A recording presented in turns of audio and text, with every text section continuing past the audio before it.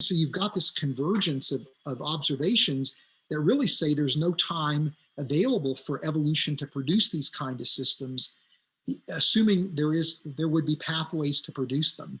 And so when it comes to the complexity of biochemistry, you don't have the time for it to evolve.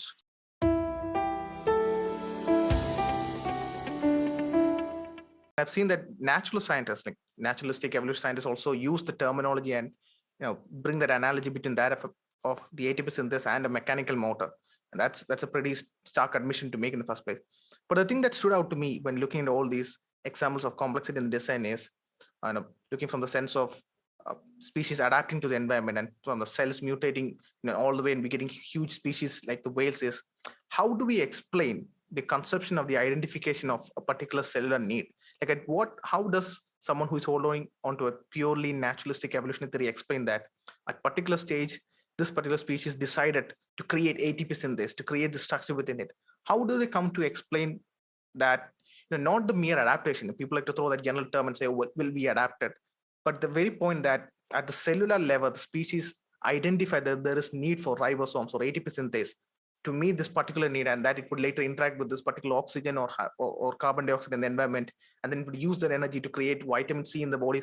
And all of these very minute intricacies, like you said, the dilemma of the pelvis and the size of the brain. How do naturalistic evolution theorists come to explain all of those? That and just to push the point a bit ahead, it's different to say that we humans decided to, or birds wanted to fly and they tried to jump over hills, like Richard Dawkins says, and they eventually caught air. And it's a different thing to say when you have a full-grown species that reacts to the environment, thinks about in those macro sense.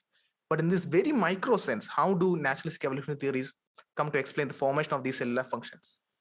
Well, in this, you're asking a really, really important and insightful question, because when it comes to something like ATP synthase, which we just talked about, as I mentioned, it's ubiquitous in biology, which means that it's most likely, from an evolutionary perspective, would have been present in what's called the last universal common answer, this very first cell that anchors the evolutionary tree of life. In fact, it may even have been present prior, and again, in evolutionary terms, prior to the emergence of LUCA.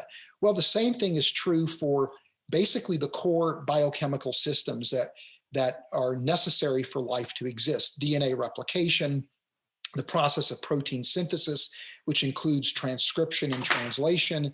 It also would involve the formation of cell membranes and cell walls, as well as energy harvesting pathways. These are considered to be the core biochemical systems, and they most certainly were already intact, in place, with the last universal common answer, right? Because these features are universal to living systems.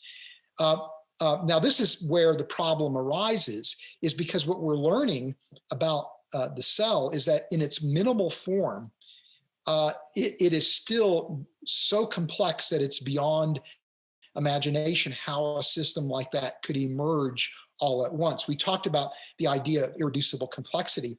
Well, cells themselves are irreducibly complex in that you've got to have certain core biochemical systems in place, and they have to interact. And each of those core systems is in turn made up of an ensemble of irreducibly complex systems. So you have kind of a hierarchy of irreducible complexity from individual systems that then are integrated and then are in turn integrated into forming a minimal cell. Now, then we couple that recognition with the fact that we have really good evidence that life appeared on Earth as far back as 3.8 billion years ago, maybe even earlier than that. And that the very first cells that appear on Earth are incredibly complex biochemically speaking. They are as complex as we imagine the minimum complexity for LUCA, maybe even more complex than that.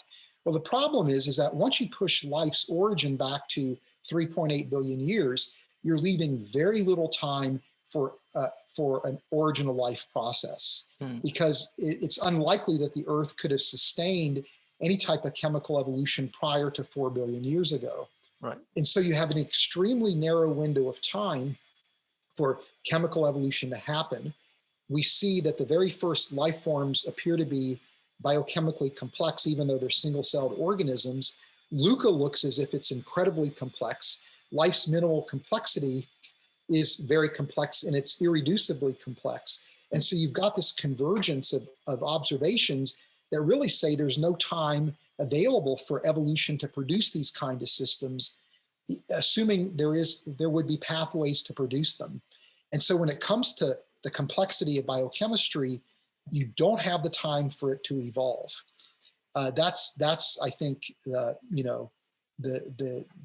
crux of the response is you just don't have time for it to evolve. Right. And I think that strikes right into the point where, in the scientific world, we haven't really got a theory that explains the origin of life. There is different forms of Darwinian mechanism, modern synthesis, extended evolution synthesis that all try to explain how we evolved later on. But the field of origin of life is still quite pretty blank in trying to explain it.